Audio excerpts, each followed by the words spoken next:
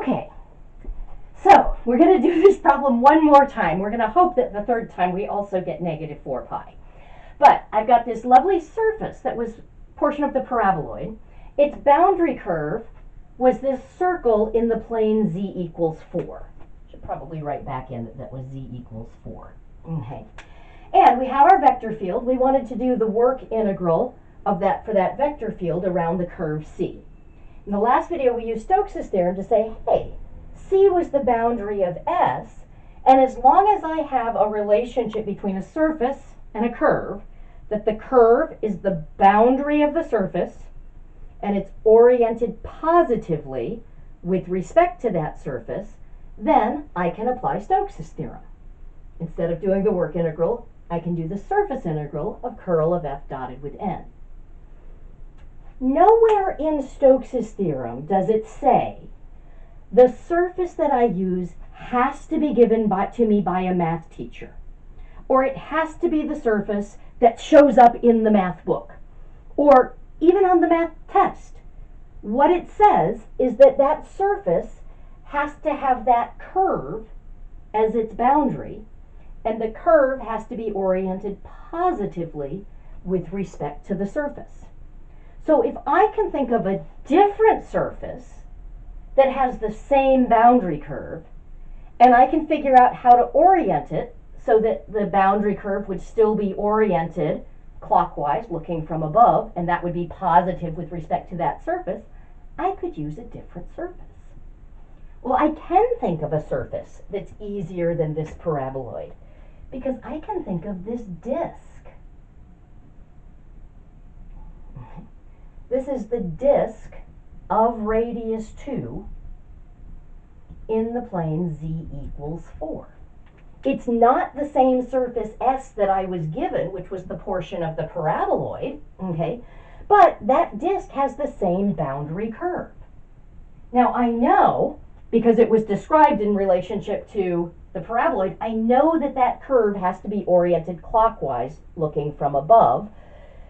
So let's see, if I'm looking from above, that would be downward. Okay, I can do that. So I'm going to just call this S tilde. Very important that I give it a different name. You can call it whatever you want if the name isn't already taken. The name S was taken. So you can't call it S. S was the paraboloid. I'm putting a tilde over it. If you wanted to call it R, so that you just use a different letter, or S2, so you use a subscript, that's fine, as long as it's a different name.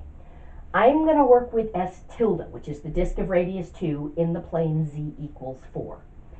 And what's really nifty about that is that the unit normal vector, I can see by inspection, is just 0, 0, negative 1.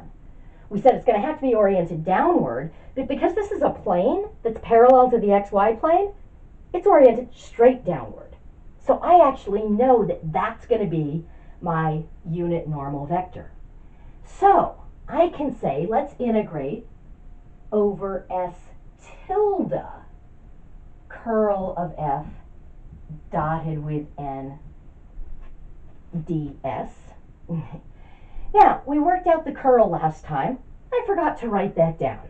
So, okay, I want to work out curl of f again. So curl of f is crossed with f, not dotted. ijk, partial x, partial y, partial z, y squared x z. What I'm going to get is don't care, care. Okay. Now, I believe when we worked it out last time, it turned out we actually got 0 here and here. But knowing that my unit normal vector is going to have a negative 1 here, I don't even need to bother to calculate these. So I can just say, oh, I'm going to get 1 minus 2y. Okay. So I can write that as, whoops, the double integral over s to, oh, yeah, I am going to write this. I'm going to keep it as over s tilde for the time being. Okay. So that would be the curl of f, which is something, something, 1 minus 2y, dotted with 0, 0, negative 1, ds. Okay. So I'm just integrating basically negative 1 plus 2y over s tilde.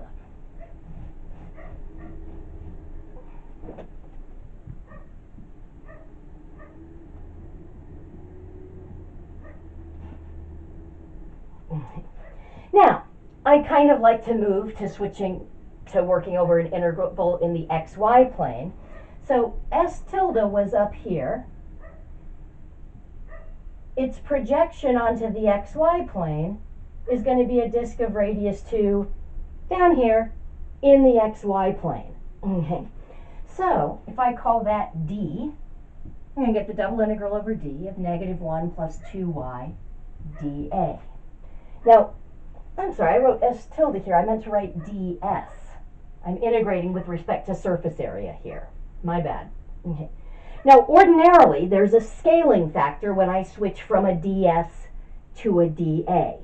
Here, I can see all I'm doing is dropping straight down.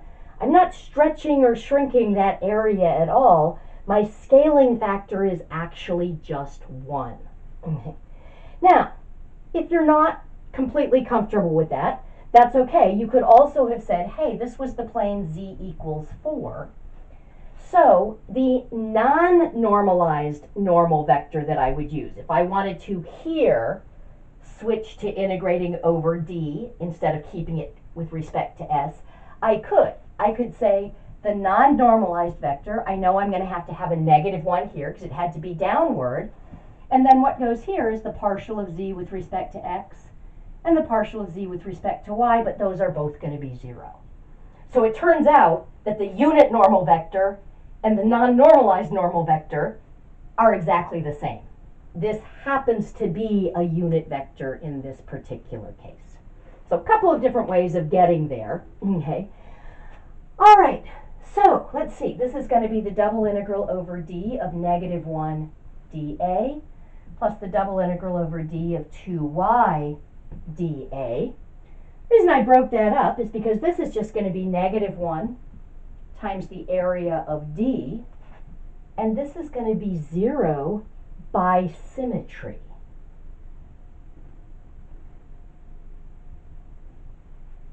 So let's take a look at that.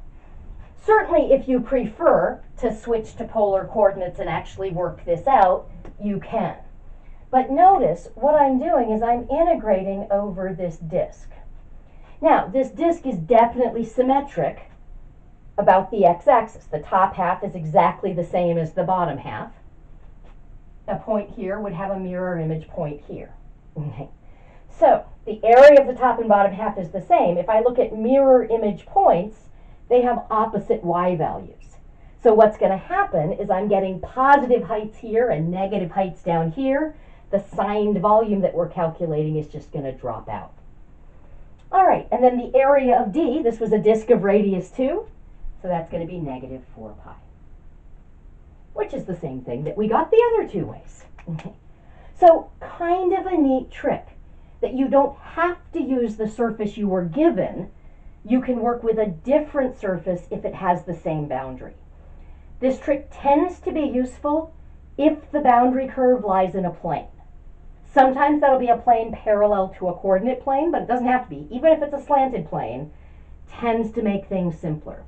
So if you're given a surface with a boundary curve and you see a different surface that's easier to work with, you're more than welcome to use it. What you have to do is figure out how does that new surface have to be oriented so that your curve has the appropriate orientation, which was probably defined in terms of the original surface.